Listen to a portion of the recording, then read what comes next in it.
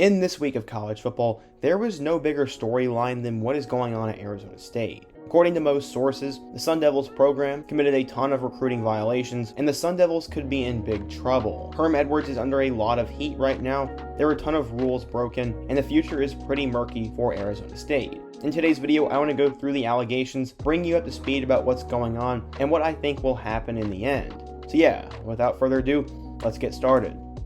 Before we can understand how Arizona State got to this position, we need to go back in time and see the events leading up to this. At the turn of the century, the Arizona State Sun Devils had hired former Pittsburgh head coach Todd Graham to be their new head man. In his time with the program, he was actually once the Pac-12 Coach of the Year and had a 10-win season with the team. Things would start to go downhill for the program, and they would decide to cut ties with Todd Graham at the end of the 2017 season, where he is now the head coach at Hawaii. The coaching search was pretty weird, and the guy who ended up being hired was a shock to everyone, and it was a very questionable hire. His name was Herm Edwards, a longtime NFL coach, and someone who had been out of coaching for nearly 10 years. People were very skeptical of the hire, and he would have to prove it in his first year. They'd have a veteran quarterback in Manny Wilkins and a star wide receiver in N'Keal Harry. They'd end up having a big win over number 15 Michigan State, and they would finish with a 7-6 record in Edwards' first season. Recruiting classes were getting better, and the 2019 class was headlined by borderline 5-star quarterback Jayden Daniels. He would beat out Dylan Sterling Cole for the starting job, and he'd have a pretty good year for the Sun Devils. They started to get more momentum on the recruiting trail, and the biggest moment of the year came when they upsetted Justin Herbert in Oregon on national television. They ended up going 8-5 after they beat Florida State in the Sun Bowl, and there was a lot of hype going into the 2020 season. Recruiting was getting better, but in 2020 the team went 2-2. After they dealt with a ton of positive tests and a lot of distractions went on, and the Pac-12 was just a mess, and Arizona State was the epitome of it. So yeah, overall, Herm Edwards had done a great job in his first 3 years. Recruiting was up, he had some star players, and Arizona State was starting to compete for big-time recruits. Going into 2021, Jayden Daniels is a hot quarterback prospect for the 2022 NFL Draft, and there was high expectations that they could potentially compete with USC in the Pac-12 South. Unfortunately, that may all be put to rest, as we got a bomb dropped last week, and Arizona State football is in some serious trouble.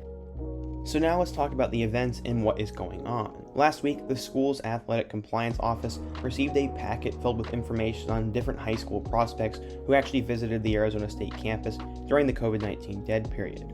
From there, they started to interview staff members, and all the allegations were starting to be uncovered. Arizona State released a statement saying, quote, ASU can confirm the NCAA is conducting an investigation regarding allegations related to our football program. In accordance with the NCAA bylaws, the university cannot provide any further comment at the time. So the alleged allegation against Arizona State is that they had a ton of high school players visiting during the recruiting dead period. They were hiding recruits in suites, they had security guards turn off cameras when the prospects would make official visits, and they would meet face-to-face with Herm Edwards, which was all against the rules. In case you did not know, when all this stuff started happening last March, the NCAA shut down all official visits, and recruits were no longer allowed to visit schools. In my opinion, I was not a huge fan of that take, as it really hurt a ton of high school prospects, and there will be lasting consequences for the kids who made up the class of 2021 because of this. Still though, Arizona State did break the rules, and they will have to face consequences for their actions. According to sources, at least 30 players visited the campus over a span of a few months, and the staff even referenced this as official visits.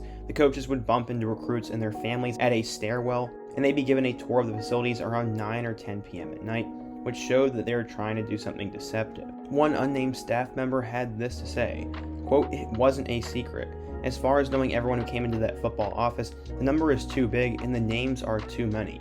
They would bring in parents, their moms and dads and friends. They'd get a facility tour like they were on an official visit. They'd show you the weight room and the training room. They'd show you everything. So yeah, obviously Arizona State was doing something illegal and against the NCAA. And while there were many other schools that probably did the same exact thing, Arizona State got caught. And there are a ton of rumors going around that the only reason this came to light is because of a couple of disgruntled staff members. Reports indicate that the whistleblower was within the program, and he had turned over evidence including screenshots, receipts, pictures, and emails that all show violations within the Arizona State program. Apparently, some of the people within the program became very disgruntled with Antonio Pierce, who is Arizona State's associate head coach, the team's main recruiter, and is widely viewed as the heir to Edwards as the head coach in the future. I've heard a lot about Antonio Pierce, and he is definitely an up-and-coming name in the college football world, and recruiting-wise, he's one of the best there is. So now some are wondering who it is, and I'm not going to name a name, but let's just say one of the staff members put out a tweet earlier last week saying, quote, "For all that is secret will eventually be brought into the open, and everything that is concealed will be brought to light and made known to all." He was referencing a quote from the Bible, and the tweet has since been deleted, but that is very fishy, and with the timing of all that, I do not believe this was a coincidence. So what other evidence is there against this coach that he could potentially be the whistleblower? Well, apparently he did not get the offensive line coaching job at Arizona State that he thought he should have gotten. Then he went over to the Indianapolis Colts and got fired, and Herm did not hire him back, and he was disrespected as he was someone who played for Edwards back in the day. It's not 100% official, but he may have felt wronged by what Herm Edwards had been doing and thought that he got screwed out of the job, so he may have decided to report it all to get some sort of revenge, but I don't know.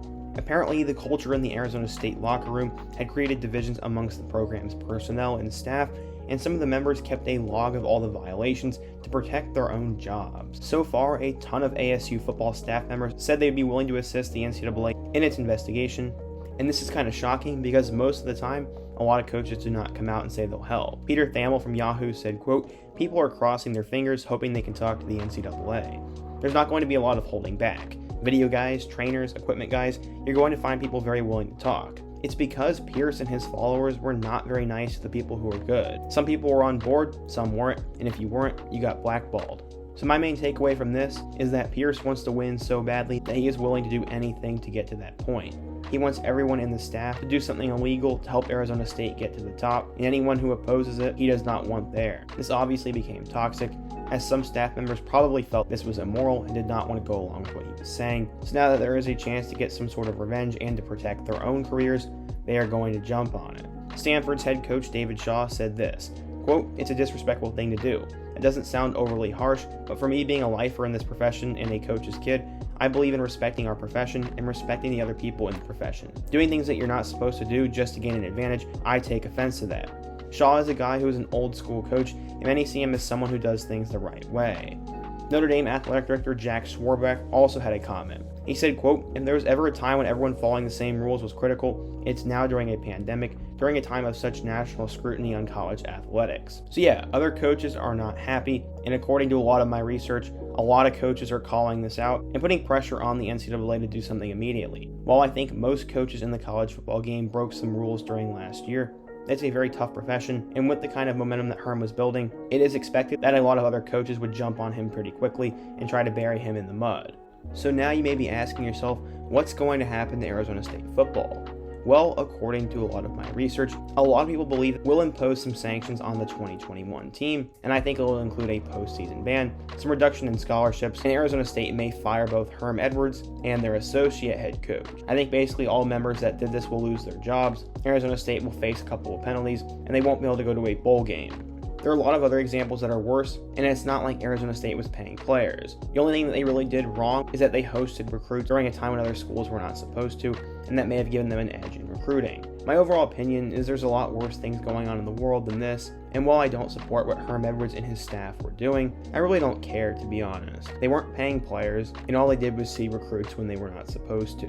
I think it was stupid for the NCAA to hold out for 15 months and not let these kids visit schools, and it will have a lasting impact on a lot of these recruits, as because of all this, players could not go to camps, they could not get a chance to make the best decision for their own futures, and it was extremely difficult for coaches to find the kids they wanted because they couldn't actually build an in-person connection and get a feel for who the person is. Arizona State should be punished for what they did, but to say it's the death of the program is pretty stupid. There are a lot worse things that go on in college football, and at the end of the day, Arizona State football will be fine in just a couple of years, and as long as Herm is the head coach there, I think the future is bright. What do you guys think though? What do you think should happen to Arizona State? Is what they did super wrong? Support today's video by hitting that like button, leaving your thoughts, and subscribing, and check out all my other videos on the end screen, and I hope to see you guys again soon, but until next time, peace.